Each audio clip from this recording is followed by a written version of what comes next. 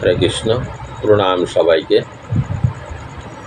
পড়ছি মহাভারতের আদি পর্ব থেকে সমুদ্র বর্ণন, ছোট পর্ব, খুবই ছোট। তো আরও একটা আছে, কদ্রুবিনতার সাগর তীরে গমন। সমুদ্র বর্ণন ও কদ্রুবিনতার সাগর তীরে গমন, এই দুটো একসঙ্গে পড়ছি। তো আসুন শ্রবণ করি কি বলছে। উগ্রশ্রবা কহিলেন, কদ্রু ও বিনতা এইরূপে পরস্পর দাস্যবৃত্তি পান করিয়া এবং তজ্জন্যে সাতিশয় আমার্ষা বিশিষ্ট রোষপরবাস হইয়া সেই রাত্রি অতিবাহিত করিলেন। মানে এইভাবে দুইজন প্রতিজ্ঞা করলেন। রাত্রে দুজনেরই ঘুম হয়নি, সারা রাত এইভাবেই কাটলো এবং রাগ দুজনের ভিতরেই রাগ সমানভাবে। পরের দিন পরদিবস প্রভাতে সূর্যোদয় হইবা মাত্র তাহারা দুইজনে অনতি দূরবর্তী উচ্চশ্রবা তুরঙ্গমকে দেখিবার মানসে কিয়দ্দূর গমন করিয়া অপ্রেমেয় অচিন্তনীয় আঘাত সর্বভূত ভয়াবহ পরম পবিত্র অম্ভনিধি অবলোকন করিলেন।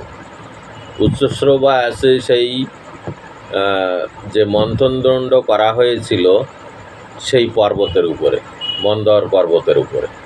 তো সেখানে এরা পৌঁছতে পারে না, তো তার কিছুটা দূরে পর্যন্ত এরা পৌঁছেছেন দুইজন।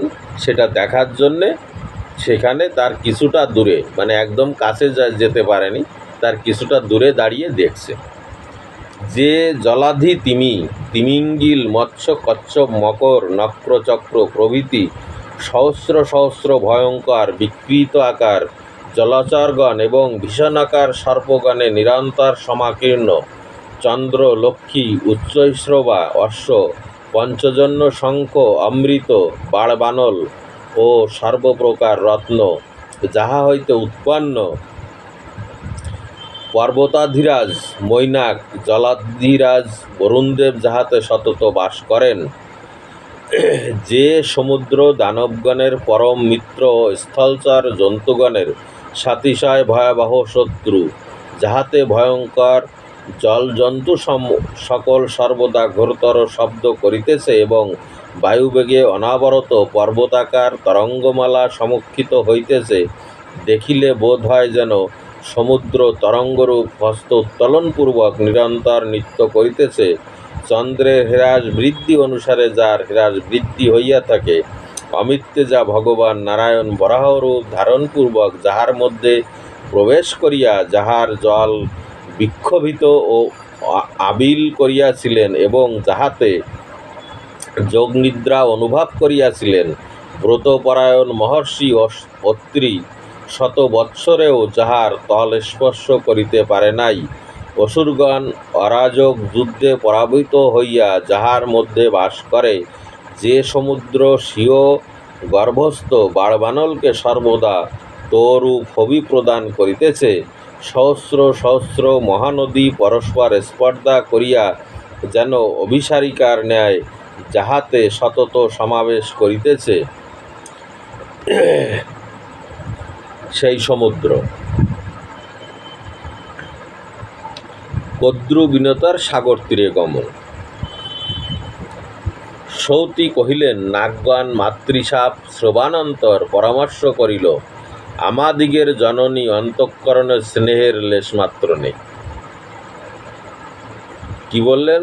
মার এই আদেশ শুনে যে আমাদের মায়ের হৃদয়ে একটুও করুণা ভালোবাসা বলে কিছু নেই, সুতরাং তাহার মনোবিলাস সফল না হইলে রোষ পরবাস হইয়া আমাদিগকে ভস্মসাৎ করিবেন। বললেন, সে যা বলেছে সেটা যদি আমরা পালন না করি তাহলে আমাদের অভিশাপ দিয়েই মেরে ফেলবে। কিন্তু মনোবাঞ্ছা পূর্ণ হইলে প্রসন্ন হইয়া আমাদিগের শাপ বিমোচন করিতে পারে। যদি তার মনোবাঞ্ছা পূর্ণ হয় তাহলে হয়তো শাপ বিমোচন করতে পারে। অতএব চলো সকলে একমত হইয়া উচ্চশ্রবার পুষ্য কৃষ্ণবর্ণ করি। অতএব সবাই মিলে চলো, আমরা গিয়ে সে যা বলছে সেই উচ্চশ্রবার লেশকে কৃষ্ণবর্ণ রূপ দেখাই।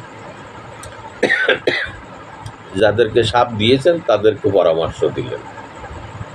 নাগেরা এই অভিসন্ধি করিয়া ওই অশ্বের পুচ্ছদেশে কৃষ্ণকেশরূপ পরিণত হইল। তখন তারা গিয়ে যারা যায়নি, রাজি হয়নি, তারা গেল না, আর যারা গেল তারা গিয়ে সেই কৃষ্ণবর্ণ অশ্বের লেজে লম্বা লম্বা হয়ে থাকলো, যাতে লেজটাকে কৃষ্ণবর্ণ দেখায়। ইত্যবসরে দক্ষতনা কদ্রুও বিনতা গগনমার্গে উঠিয়া বায়ুবেগে বিচলিত গভীর নিনাদযুক্ত তিমিঙ্গিল মকর স্বার্থ সংকুল বহুবিধ ভীষণ জন্তুগণে সমাকীর্ণ সকল রত্নের আকার বরুণদেবের বাসস্থান নাগগণের বাসভবন স্থানে স্থানে স্রোতস্বতীগণে পরিপূর্যমান অপ্রেমেয় অচিন্তনীয় অগাধ অতি দুর্ধর্ষ অক্ষোভ্য পবিত্র জলবিশিষ্ট রমণীয় জলনিধি দর্শন করিতে করিতে পরম প্রীতি সহকারে তার অপার পারে গিয়ে উপস্থিত হইল। এই সমুদ্র পার করে তার ওপারে পৌঁছলেন।